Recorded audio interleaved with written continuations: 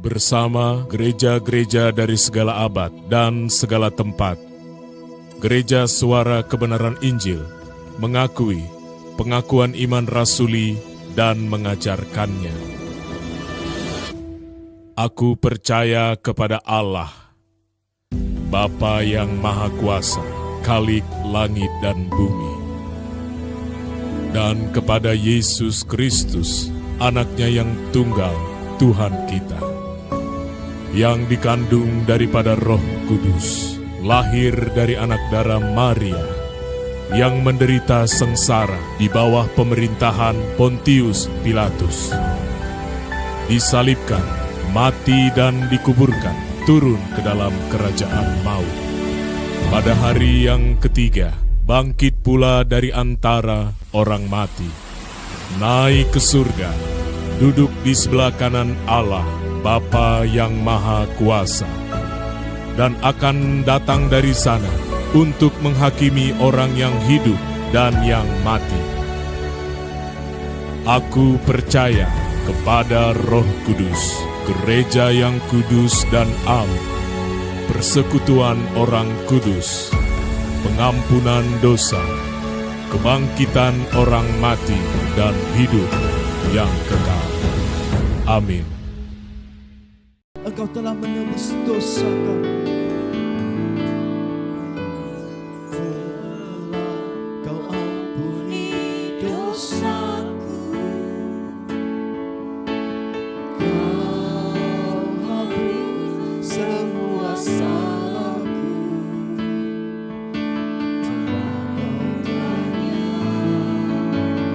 Cacat dan celahku.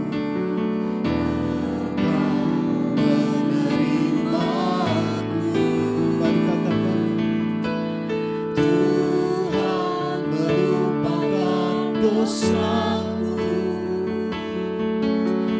dan kau ingat kesalahanku. Sudah kau tebus dengan darah kudus Tuhanku Yesus. Mari jemaat Tuhan, lebih lagi kita akan pujian ini dengan syukur kita di hadapan-Nya, katakan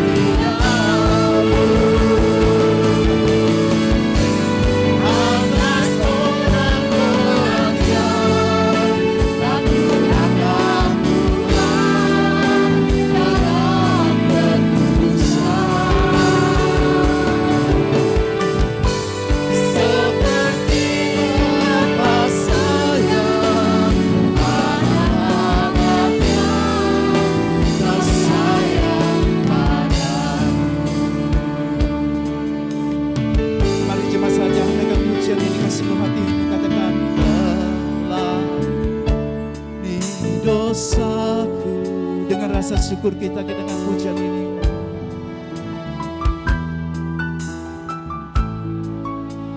Mari katakan walaupun banyak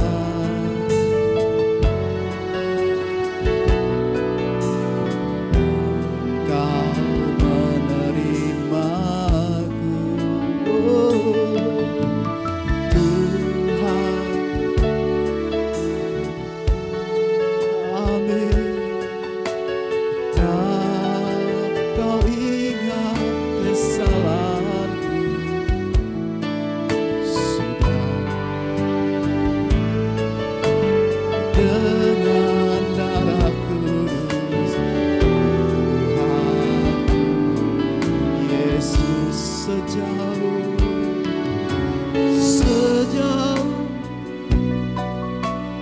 dari barat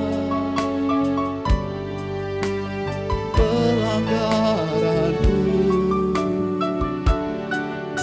setinggi di atas bumi, kasih setiamu atas rakyat tak kurangkan Tuhan dalam kemuliaan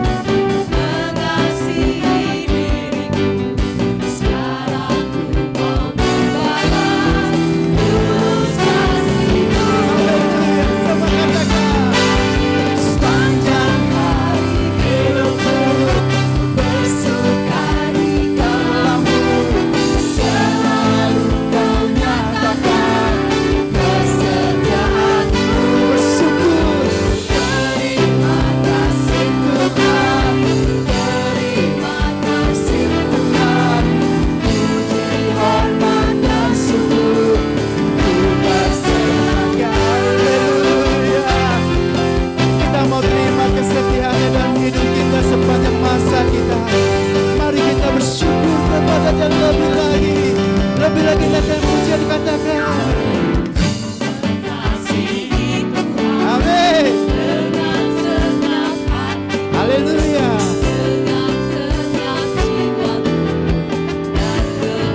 Mari katakan karena Kau lebih dulu mengasihi diriku.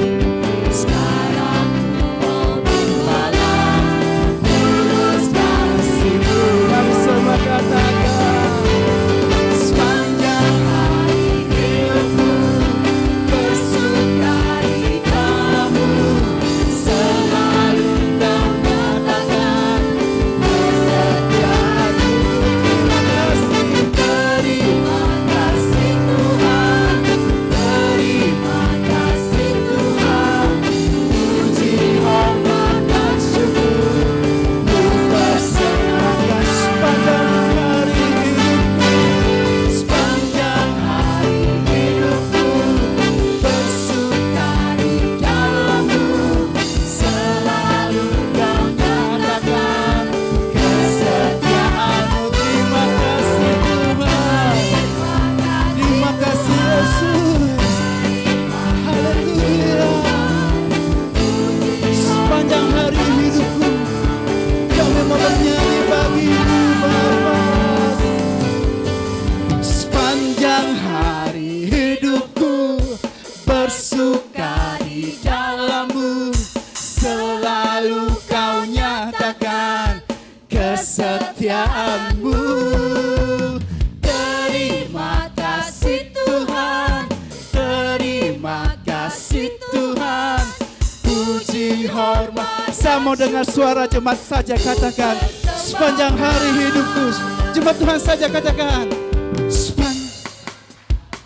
amin.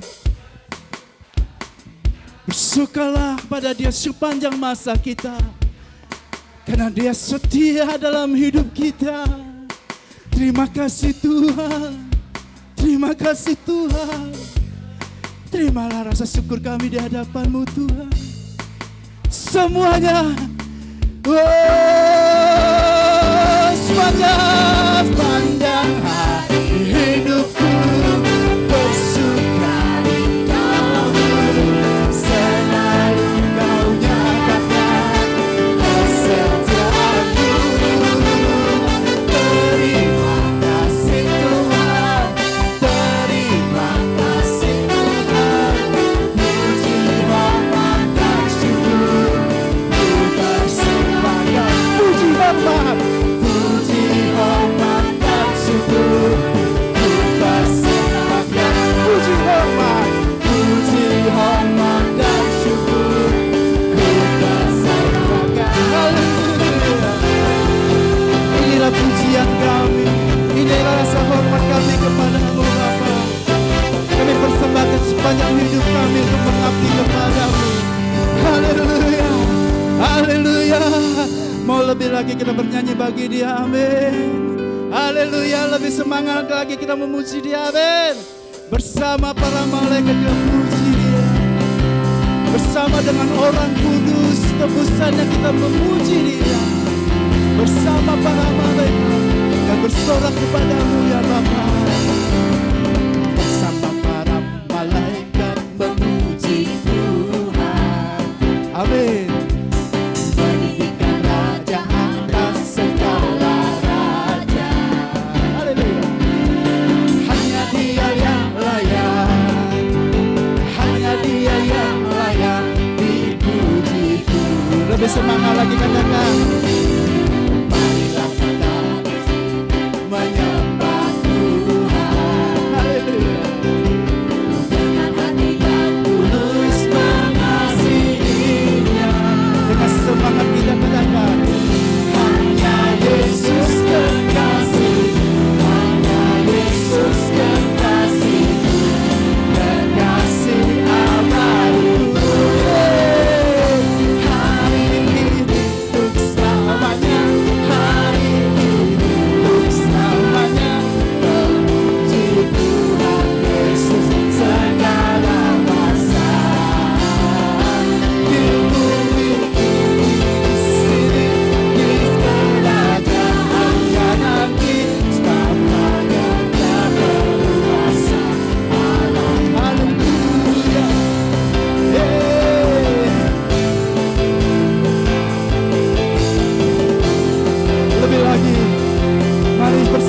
malaikat puji Dia.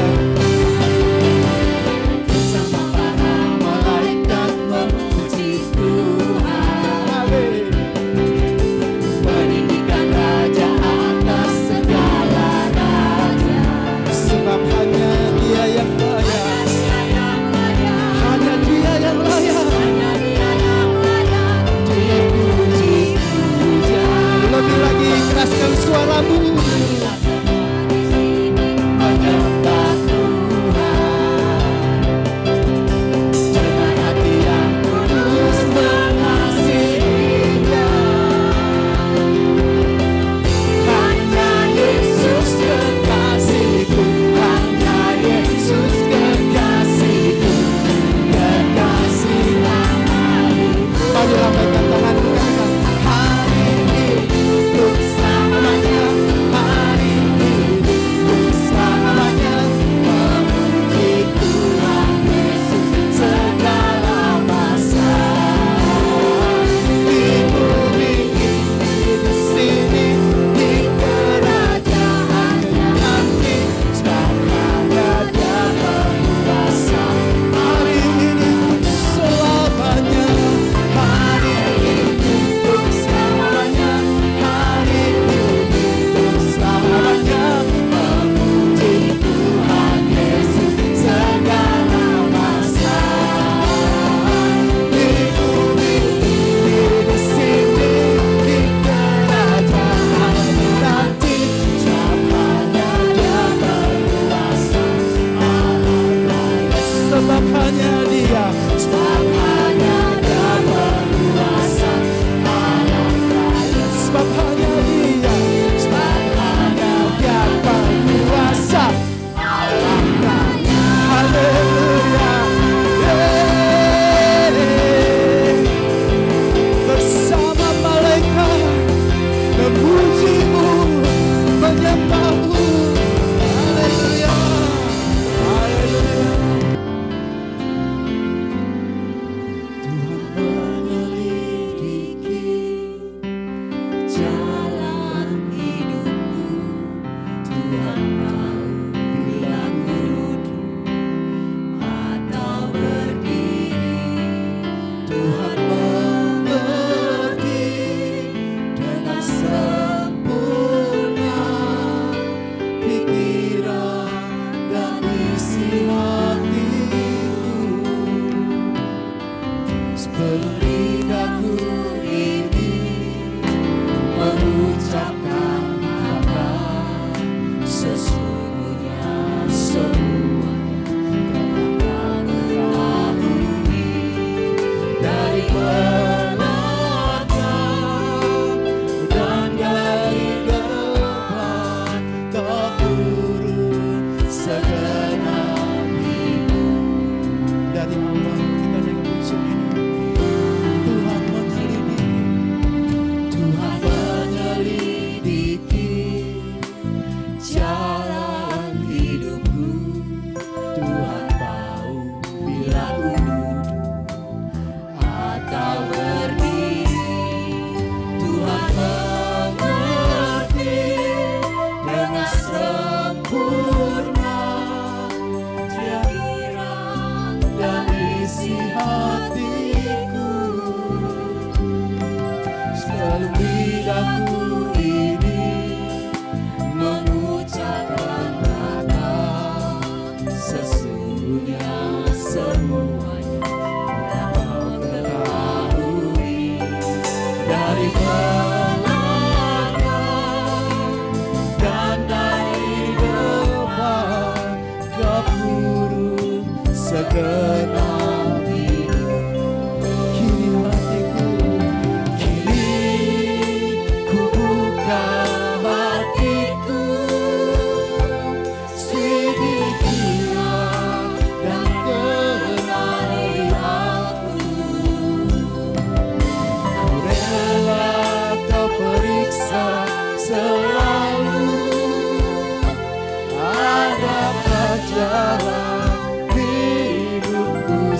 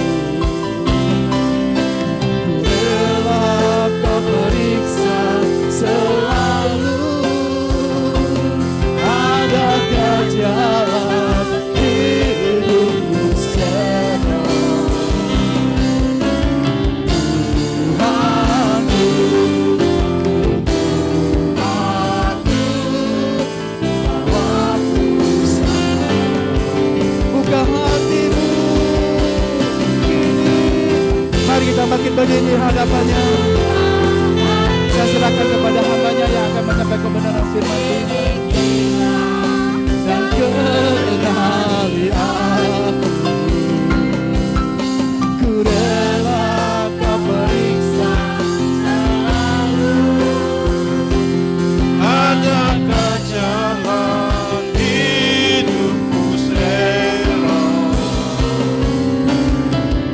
Tuhan tuntun aku, bawaku sampai ke surga. Kini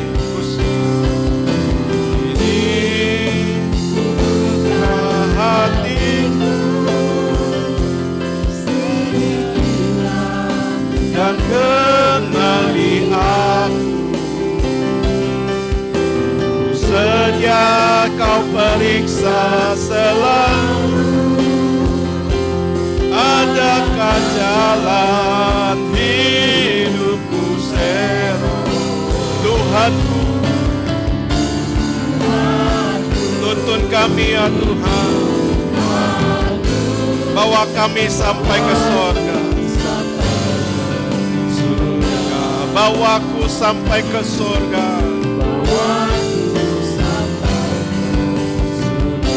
Bawaku sampai ke surga. Haleluya, haleluya. Mari kita siapkan hati kita, Bapak Ibu Saudara. Kita akan mendengarkan firman Tuhan. Bapa kami di dalam surga, kami membuka hati kami untuk kebenaran firman-Mu. Tolonglah kami ya Bapa, agar kami boleh mengenal kebenaran firman-Mu dan hidup kami selalu di dalam kebenaran firman-Mu. Terima kasih buat kasih setia-Mu. Terima kasih Roh Kudus yang terus menolong hidup kami. Saatnya kami terima kebenaran firman-Mu, dan di dalam nama Tuhan kami Yesus Kristus, kami telah berdoa. Amin, amin. Shalom Bapak Ibu Saudara sekalian. Puji nama Tuhan. Mari kita mengawali perenungan firman Tuhan dengan kita membaca satu bagian ayat firman Tuhan.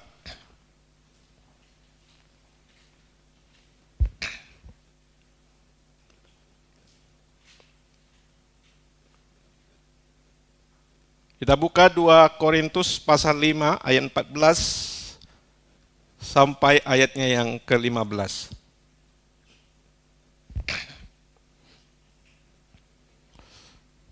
Dua Korintus pasal 5 ayat 14 sampai 15.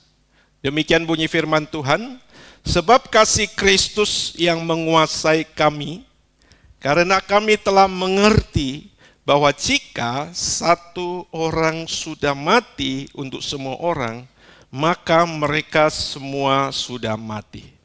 Dan Kristus telah mati untuk semua orang, supaya mereka yang hidup tidak lagi hidup untuk dirinya sendiri, tetapi untuk Dia yang telah mati dan yang telah dibangkitkan untuk mereka. Bapak Ibu Saudara yang terkasih, sesungguhnya sebagai orang percaya, kita tahu bahwa hidup kita telah ditebus sepenuhnya oleh Allah di dalam Tuhan kita Yesus Kristus. Ketika hidup kita ditebus oleh Tuhan Yesus, maka sesungguhnya hidup kita tidak berhak lagi, ya. Kita tidak berhak lagi atas hidup kita. Dan saya kira ini yang tidak dimengerti oleh banyak orang Kristen yang mengaku hidupnya telah ditebus oleh Tuhan Yesus. Ketika hidup kita ditebus oleh Tuhan Yesus, hidup kita sepenuhnya milik Tuhan. Bukan milik kita lagi, saudaraku. Oleh karena itu, saudaraku, hidup kita harus diisi sesuai dengan apa yang Tuhan inginkan. Oleh karena itu, hidup kita tidak boleh lagi kita jalani dengan sesuka kita, saudaraku. Dan kalau hidup kita ditebus oleh Allah di dalam Tuhan Yesus, hidup kita bukan milik kita sendiri lagi. Allah memiliki rencana. Allah punya tujuan di dalam penebusan hidup kita itu, saudaraku. Rencana Allah itu adalah agar setiap orang mengisi hidupnya seperti Tuhan Yesus. Ada amin Bapak Saudara? Ya, kita kembali membaca satu ayat firman Tuhan.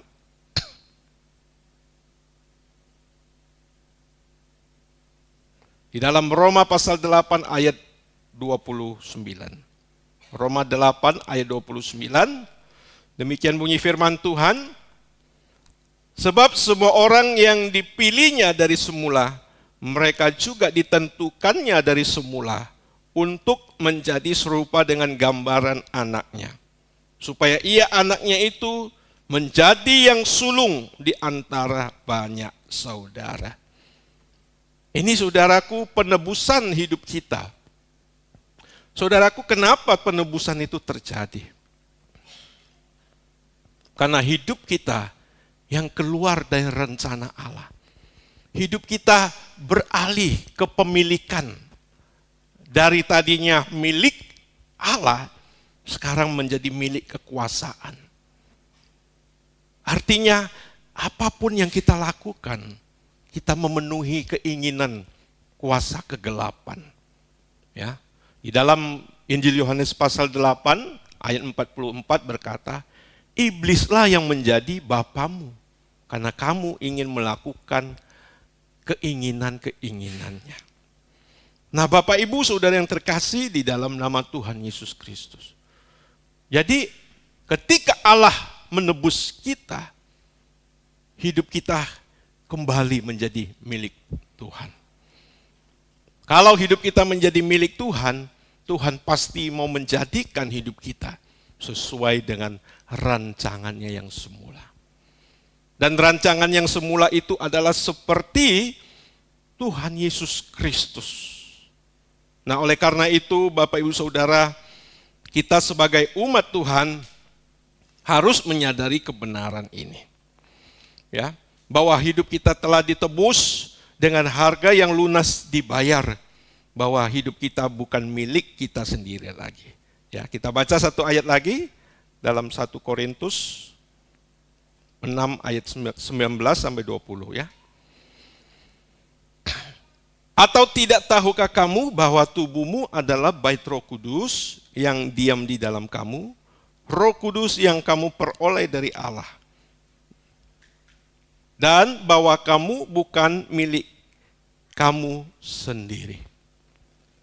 Ya, hidup kita bukan milik kita sendiri. Artinya, saudaraku, hidup kita harus dipenuhi dengan atau sesuai dengan rencana Allah. Nah, sehingga di dalam surat Roma pasal 8 ayat 13 juga berkata bahwa kita adalah orang yang berhutang. Orang yang berhutang yang harus hidup menurut kehendak Roh, kehendak Allah Bapa di surga. Bapak Ibu Saudara yang terkasih di dalam nama Tuhan Yesus. Jadi setiap orang yang telah ditebus oleh Allah di dalam Tuhan Yesus Kristus tidak berhak memiliki dirinya sendiri. Apapun yang kita miliki adalah milik Tuhan. Kembali menjadi milik Tuhan. Baik itu keluarga, usaha kita, anak-anak kita, apapun yang kita miliki adalah milik Tuhan. Ada amin gak saudaraku? Ya, semua milik Tuhan. Artinya, baik keluarga kita, pekerjaan kita, kehormatan kita, harus dilakukan atau digelar sesuai dengan keinginan Allah. Itulah saudara. Nah, kalau kita hidup di luar daripada itu, ya, kita belum menjadi umat tebusan. Jadi konsekuensi umat tebusan itu, kita direbut dari tangan kuasa kegelapan, tapi masuk ke dalam kepemilikan Tuhan. Kita keluar dari perhambaan dosa, kita masuk ke dalam menjadi hamba Allah. Ya. Kita semua menjadi hamba Allah dan semua yang kita punya adalah milik Tuhan. Ya, makanya di dalam gereja kita tidak ada yang namanya 10% punya Tuhan. Lalu 90%-nya punya kita. Tidak ada itu, saudara. Semua 100% milik Tuhan. Ya. 100%.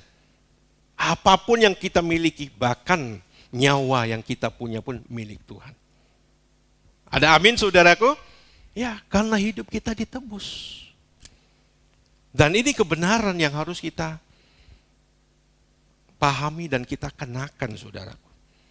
Kalau tidak, kita percuma mengaku umat tebusan, tapi hidup kita milik kita sendiri. Jadi Bapak Saudara, di dalam ayat yang kita baca tadi, dalam 2 Korintus pasal 5 ayat 14, berbunyi demikian, sebab kasih Kristus yang menguasai kami, karena kami mengerti bahwa jika satu orang sudah mati, ya, supaya mati bagi semua orang, maka semua orang sudah mati. Dan supaya orang yang telah menebus kita dan hidup kita ini, ya, tidak lagi hidup untuk diri kita sendiri, melainkan untuk Dia. Nah, dari ayat ini dapat kita simpulkan bahwa kematian Tuhan Yesus membawa kita masuk atau hidup dalam satu kawasan yang baru. Kawasan yang baru. Di mana kawasan yang dimana kita disubordinasi. Atau di mana kawasan kita memiliki Tuhan.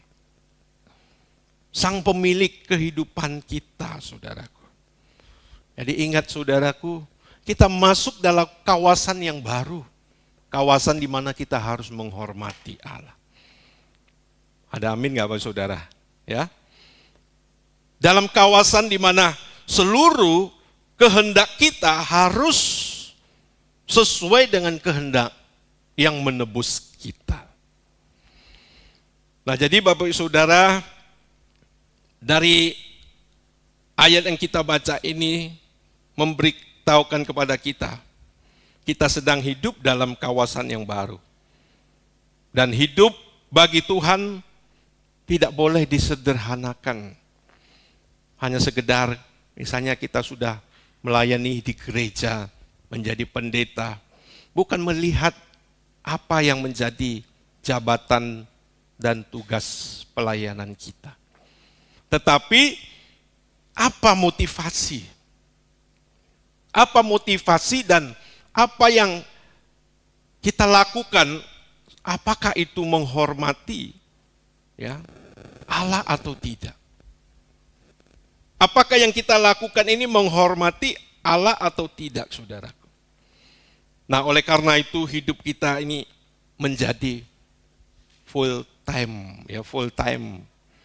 Sepenuh waktu untuk Tuhan, ya. Menjadi sepenuh waktu untuk Tuhan.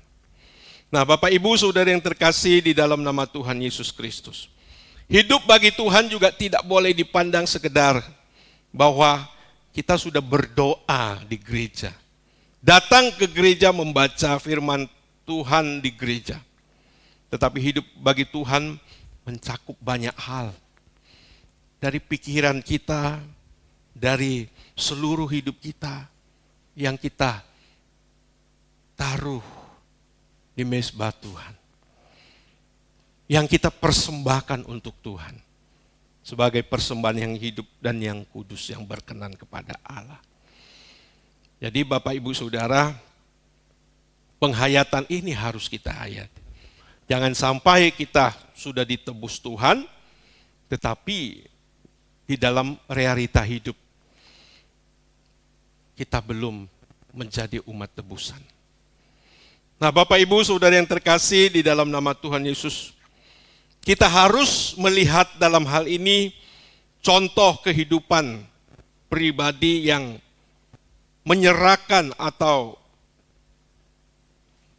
menghormati sang pemilik dan sumber kehidupan itu, yaitu bagaimana kehidupan Tuhan Yesus yang mengabdi kepada Allah tanpa batas. Ya. Kita harus mengikuti jejak Tuhan Yesus, menyerap hidup Tuhan Yesus. Ya. Ketika kita berkata, aku mengikut Tuhan Yesus, ya, maka kita harus mengikuti jejak hidupnya, menyerap kehidupannya menjadi bagian hidup kita. Ya. Rasul Paulus berkata di dalam Galatia, saudara. Mari kita baca Galatia pasal 2 ayat 20.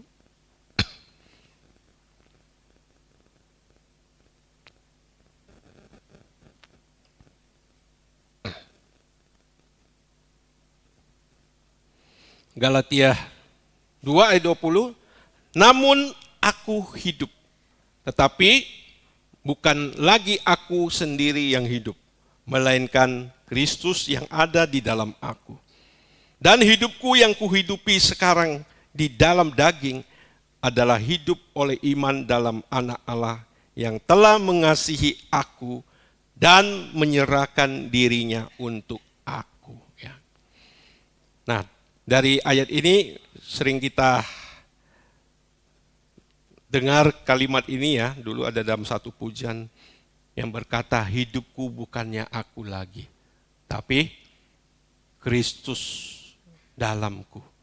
Ya. Artinya apa, saudaraku? Artinya hidupku yang ku hidupin ini, saudaraku, adalah hidup dalam hidup yang baru, kawasan baru, di mana hidupku yang terus berubah ke arah hidupnya Tuhan Yesus. Oleh karena itu sebagai orang percaya, kita harus menyerap hidup Tuhan Yesus. Ada amin Bapak Saudara? Menyerap hidup Tuhan Yesus. Banyak orang Kristen memandang hidup Tuhan Yesus sebagai kehidupan yang tidak bisa diteladani. Hanya sebagai sosok yang melihat Yesus sebagai sosok yang hanya perlu diagung-agungkan. Ya. Yang diserukan di dalam ibadah. Tapi Tuhan Yesus berkata, bukan setiap orang yang seru kepadaku, Tuhan, Tuhan, akan masuk ke dalam kerajaan surga. Melainkan dia yang melakukan kehendak Bapa-Ku yang di surga. Dan orang yang melakukan kehendak Bapa di surga adalah pribadi yang hidup seperti dia hidup. Karena saudaraku, tidak ada sosok yang seperti Yesus melakukan kehendak Allah Bapa. Yang telah berkata, makananku ialah melakukan kehendak Bapa dan menyelesaikan pekerjaannya. Jadi melakukan kehendak Bapa adalah hidup seperti Yesus hidup. Jadi menyerap kehidupan Yesus berarti kita mengikuti jejak hidup Tuhan Yesus yang mengabdi tanpa batas kepada Allah. Tuhan Yesus tidak pernah membatasi hidupnya untuk Allah, saudara. Seluruh hidupnya dipersembahkan bagi Allah sampai di kayu salib. Dan kalau berbicara seperti ini, saudaraku, ya, seolah-olah hidup kekristenan itu ya terlalu berat untuk kita jalani. Tapi faktanya seperti itu, saudara. Ya. Hidup kita harus senantiasa dalam tuntunan Tuhan. Ada amin, Bapak Ibu Saudara? Ya, kadang kita bingung ya ketika orang berkata, Tuhan tuntunlah aku. Tuhan pimpinlah aku. Ya. Tapi ketika Tuhan mau mengambil alih hidupnya, dia tidak mau menyerahkan. Ketika Tuhan mau memimpin hidupnya, dia tidak sepenuhnya memberikannya kepada Allah. Hanya ketika dalam kesulitan, ya. Tapi ke dalam kesenangan, dalam kenyamanan, dia tidak peduli Tuhan, saudara. Nah, kita mau berubah, Bapak Ibu Saudara ya. Kita mau berubah cara hidup seperti ini, cara hidup yang akan membawa kita ke dalam kebinasaan. Ketika hidup kita jalankan dengan keinginan, dengan hawa nafsu kita sendiri, pasti kita akan menuju jurang kebinasaan. Tetapi kalau hidup kita mau dipimpin oleh Tuhan, kita akan sampai ke padang rumput yang hijau dan air yang tenang. Amin. Ya. Mari kita mau belajar, Bapak Saudaraku. Mau belajar menyerap kehidupan Yesus. Ya. Oleh karena itu, firman Tuhan juga berkata di dalam Ibrani pasal 12, ya, ayat yang ketiga, ya, kalau salah, dikatakan bahwa agar mata kita itu harus tertuju kepada Yesus. Maka mata kita harus terus memandang Yesus. Ini bukan berarti kita pulang dari gereja, kita liatin foto Tuhan Yesus. Tapi yang kita lihat adalah bagaimana cara hidupnya. Sikap hatinya kepada Allah Bapa di surga. Nah, Bapak Ibu Saudara yang terkasih di dalam nama Tuhan. Dan di sini kita melihat bahwa ada kehidupan yang sangat agung yang diperagakan oleh Tuhan Yesus. Kehidupan yang tidak miliki dirinya sendiri, tapi kehidupan yang dipersembahkan kepada Allah. Nah, untuk itu saudaraku, firman Tuhan berkata, ya, di dalam Filipi juga pasal 2 ayat 6, bahwa Tuhan Yesus mengosongkan dirinya. Mengosongkan dirinya. Ya. Ia menjadi manusia, ya, menjadi sama seperti manusia sampai dia taat sampai taat mati di kayu salib. Ya, dari kehidupan Tuhan Yesus ini kita melihat bagaimana Tuhan Yesus rela meninggalkan, ya, mengosongkan dirinya dan dia mau taat. Ya. Dia tidak merebut posisi Allah. Dia tidak mau menjadi Allah bagi dirinya sendiri. Dia tidak mau menjadi Tuhan atas dirinya sendiri. Tapi dia mengosongkan dirinya, dia taat kepada Allah. Nah, dengan sikap hidup seperti ini, firman Tuhan berkata, maka Allah sangat meninggikan dia. Amin. Ya, kita baca dulu ayatnya ya, Filipi 2.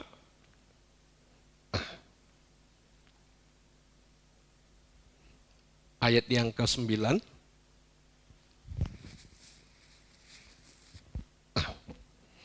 Demikian bunyi firman Tuhan, itulah sebabnya. Ya. Jadi sebabnya apa saudaraku? Karena Tuhan Yesus taat. Ya. Itulah sebabnya Allah sangat meninggikan dia. Ya. Kalau kita ubah sedikit kalimat ini saudaraku ya, itulah sebabnya Bapa di surga sangat meninggikan Yesus dan mengaruniakan kepada Yesus nama di atas segala nama. Jadi Bapak Saudara, dengan taat kepada Allah Bapa, justru Yesus ditinggikan. Ya. Ketika iblis mau meninggikan diri, ia direndahkan. Amin. Ketika Adam dan Hawa ingin seperti Allah, ia jatuh ke dalam dosa. Tetapi Tuhan Yesus yang dalam karakter, ya, dalam bahasa aslinya morfenya, sudah setara dengan Allah, justru dia merendahkan dirinya. Dia tidak mengangkat dirinya, ya, menyamai Allah. Nah, itulah sebabnya dengan apa yang Tuhan Yesus lakukan, Allah sangat meninggikan dia dan mengaruniakan kepadanya nama di atas segala nama. Bapak, Ibu, Saudara, Tuhan Yesus memberi contoh hidup tanpa batas kepada Allah Bapa di surga. Dan saya agak heran kenapa orang Kristen tidak melihat ini. Tidak melihat bahwa selama hidup Yesus, Yesus memberikan hidupnya tanpa batas kepada Allah. Nah, dengan demikian Bapak Ibu Saudara, maka kehidupan Yesus menjadi satu sertifikasi, satu standar hidup yang berkenan di hadapan Allah Bapa. Jadi kalau kita berkata kita ikut Yesus, maka Bapak Ibu Saudara, ya, hidup kita harus seperti Yesus, ya. Hidup kita harus mengikuti kehidupan Tuhan kita Yesus Kristus. Ini satu perjuangan yang berat bagi kita. Ya. Perjuangan berat. Ya. Di sisi lain kita hidup untuk melakukan hal-hal yang kecil, ya, yang harusnya kita lakukan. Itu saja belum, saudaraku. Ya. Kita disiplin baca firman, kita berdoa, saudaraku. Apalagi mau menyerahkan hidup kepada Tuhan Yesus. Jadi Bapak Ibu Saudara, hidup dalam wilayah Allah itu ya kehidupan yang sangat berat, ya, sangat berat. Kalau saudara tidak memulai satu langkah kecil, satu disiplin kecil, saudaraku, saudara tidak bisa hidup tunduk kepada Allah. Nah, Bapak Ibu Saudara yang terkasih di dalam nama Tuhan Yesus. Jadi berbicara mengenai memberi hidup kepada Tuhan, bukan dihitung berapa persen yang harus kita berikan untuk Tuhan. Ya. Tetapi seluruh hidup kita, segenap hidup kita. Dan ini menjadi keharuman bagi nama Tuhan. Nah, kita baca Ibrani 12 ayat 1.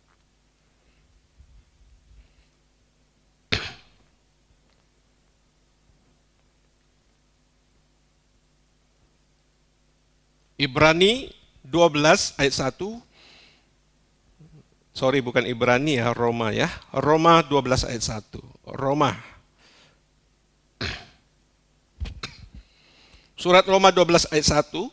Karena itu saudara-saudara, demi kemurahan Allah, aku menasihatkan kamu supaya kamu mempersembahkan tubuhmu sebagai persembahan yang hidup, yang kudus dan yang berkenan kepada Allah, itulah ibadahmu yang sejati.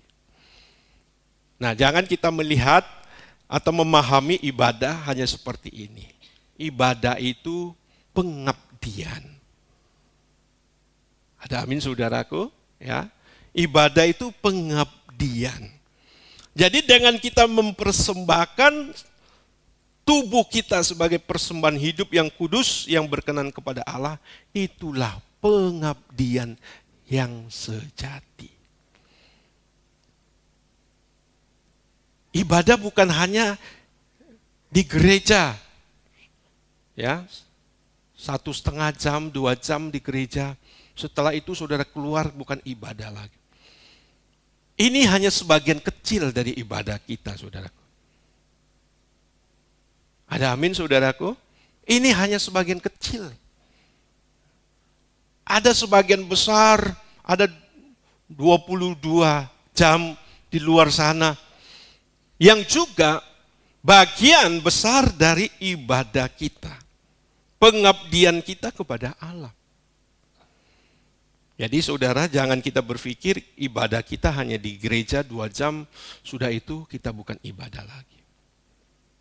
Jadi pengabdian kita ada di dalam seluruh kehidupan kita. Di dalam pekerjaan kita, di dalam rumah tangga kita, di dalam apapun aktivitas hidup kita. Semua itu merupakan pengabdian kepada Tuhan. Nah, Bapak Ibu Saudara yang terkasih di dalam nama Tuhan Yesus. Oleh karena itu saudaraku, seluruh fasilitas hidup kita, aktivitas hidup kita harus kita gunakan dengan bijaksana. Harus digunakan dalam pimpinan Roh Kudus. Baik itu untuk aktivitas keluarga kita, baik itu kita bekerja, baik itu kita menjalankan aktivitas pendidikan ya, sebagai pelajar. Dan apapun itu saudaraku, kita harus lakukan itu dalam pimpinan Tuhan. Amin. Ya, kita baca lagi deh satu ayat. 1 Korintus 10 ayat 31.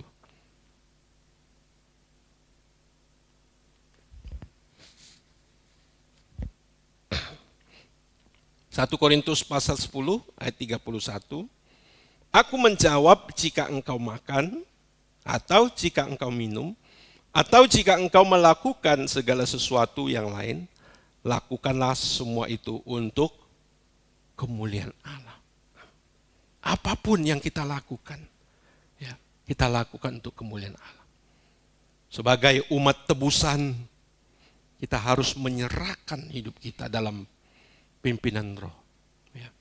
Ya, harus hidup seperti Yesus hidup. Satu ayat lagi, Galatia pasal 5.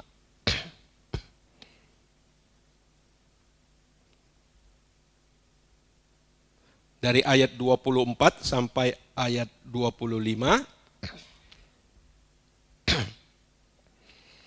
Barang siapa menjadi milik Kristus Yesus, ia telah menyalibkan daging dengan segala hawa nafsu dan keinginannya. Jikalau kita hidup oleh Roh, baiklah hidup kita juga dipimpin oleh Roh. Ya. Jadi saudara, kalau kita masih menjadi milik kita sendiri, kita belum ditebus oleh Tuhan Yesus. Nah, oleh karena itu Bapak Saudara, kita harus terus menyerap kehidupan Yesus dalam hidup kita. Contohi kehidupannya, saudaraku. Ya. Hidupi kehidupan Yesus. Maka saudara, kita akan menjadi anak Allah yang sejati. Kita akan menjadi saudara dari Tuhan Yesus. Jadi perjuangan utama kita di dalam kekristenan kita adalah menjadi seperti Yesus. Ada amin? Ya, menjadi renungan bagi kita, Bapak Saudara. Seberapa persen hidup Tuhan Yesus yang telah kita serap? Seberapa banyak hidup Tuhan Yesus yang telah kita serap dalam hidup kita? Nah, kita berlomba dengan waktu yang ada, saudaraku. Kita berlomba terus dengan waktu agar kesempatan hidup kita ini dapat kita maksimalkan, yaitu menjadi seperti Kristus. Ada amin, Bapak Saudara? Ya. Mari saudaraku, taruh agenda ini sebagai agenda yang paling besar dalam hidup kita. Taruh agenda menjadi seperti Yesus adalah agenda yang paling besar, yang paling tinggi. Kalau tidak, saudaraku, kita tidak pernah mencapai tujuan ini. Ya. Nah, menjadi seperti Yesus, jangan saudara berpikir bahwa, wah, hidupku harus seperti Yesus yang 100% bagi Tuhan. Oh iya, tapi ukuran Yesus, ya, dengan ukuran kita berbeda, saudara. Ya. Ukuran Yesus dengan ukuran kita berbeda. Kepada kita, saudaraku, diberi talenta yang berbeda. Enggak ada yang sama. Tetapi saudaraku, seberapapun talenta yang Allah berikan kepada kita, saudara harus penuhi. Seperti Yesus penuh. Nah, Bapak Ibu saudara yang terkasih di dalam nama Tuhan Yesus. Jadi hal terpenting bukan berapa yang kita dapat berikan kepada Tuhan. Tetapi apakah kita telah menyerap hidup Tuhan Yesus tanpa batas kepada Bapa.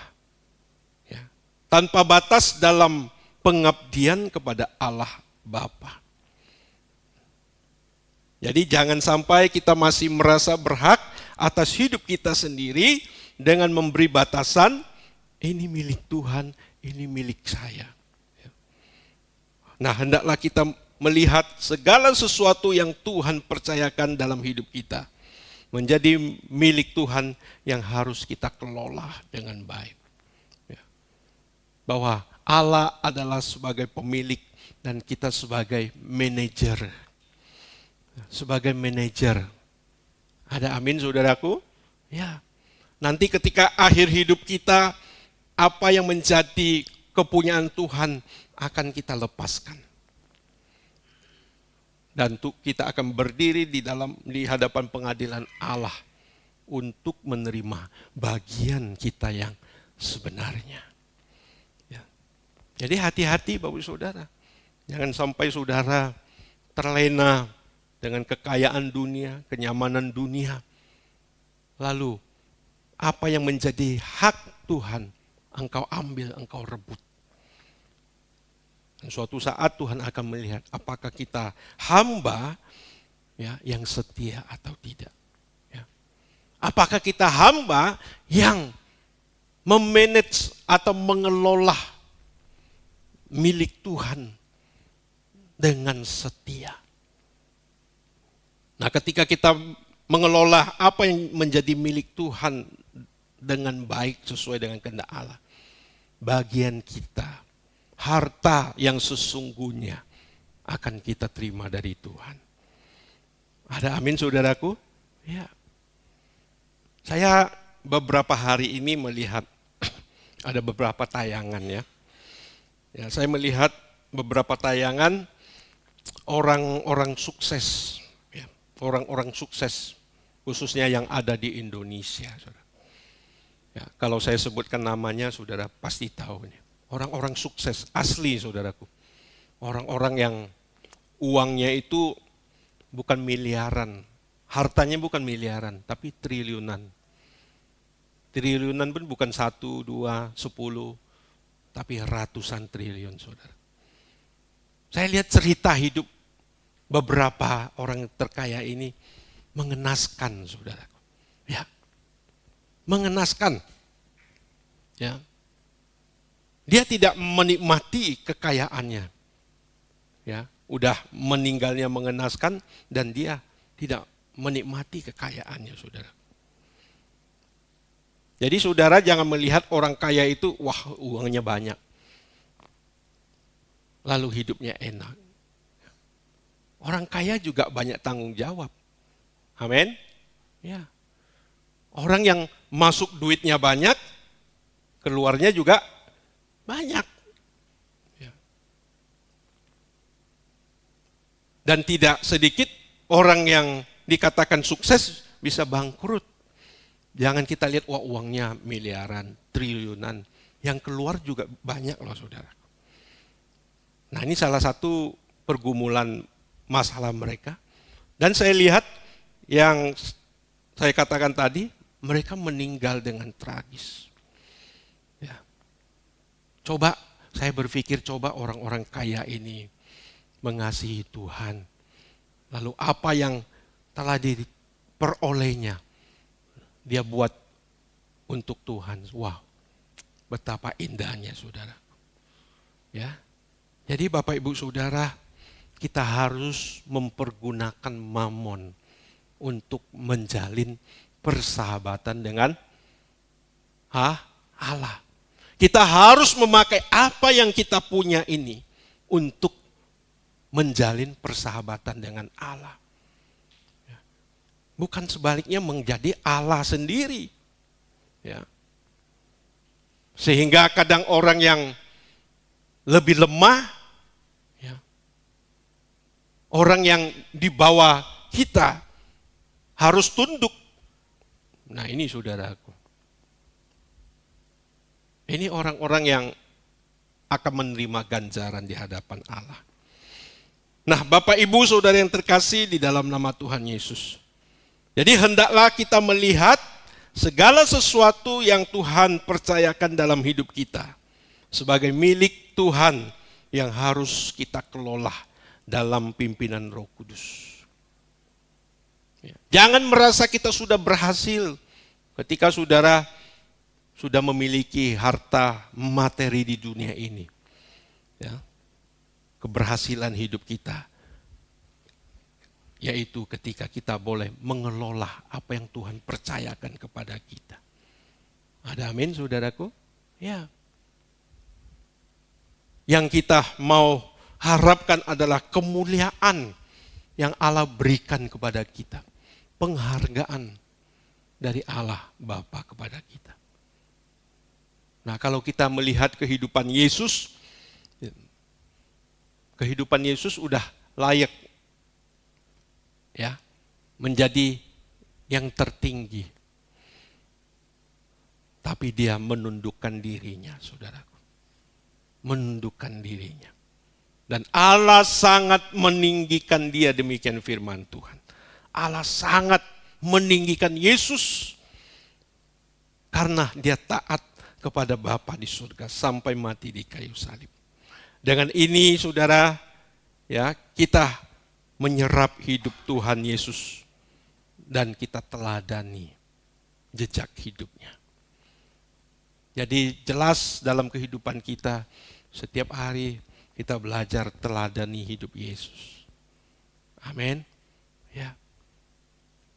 Ketika kita ada di puncak kejayaan, kita tidak mencari hormat manusia, tapi kita cari hormat Tuhan. Ketika kita merasa kita lebih dari orang lain, kita tidak menuntut orang lain menghormati kita. Ya, tidak, saudaraku. Nah, seperti saya juga punya potensi sebagai gembala sidang di tempat ini. Dan saya tidak pernah menuntut hormat saudara kepada saya. Ya. Enggak pernah, saudara. Mau saudara sikap saudara terhadap saya gimana pun ya urusan saudara. Ya, ketika saya menuntut itu menjadi masalah. Ya, Bapak Saudara. Ya. Enggak menjadi masalah bagi saya.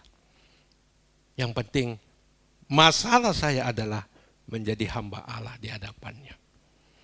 Nah, Bapak Ibu Saudara, bukan hanya saya saja, kita semua juga harus seperti itu. Di dalam kehidupan kita masing-masing. Kita harus tetap menundukkan diri sebagai hamba Tuhan. Amin. Tuhan Yesus memberkati kita. Pegang tangan, pegang tangan,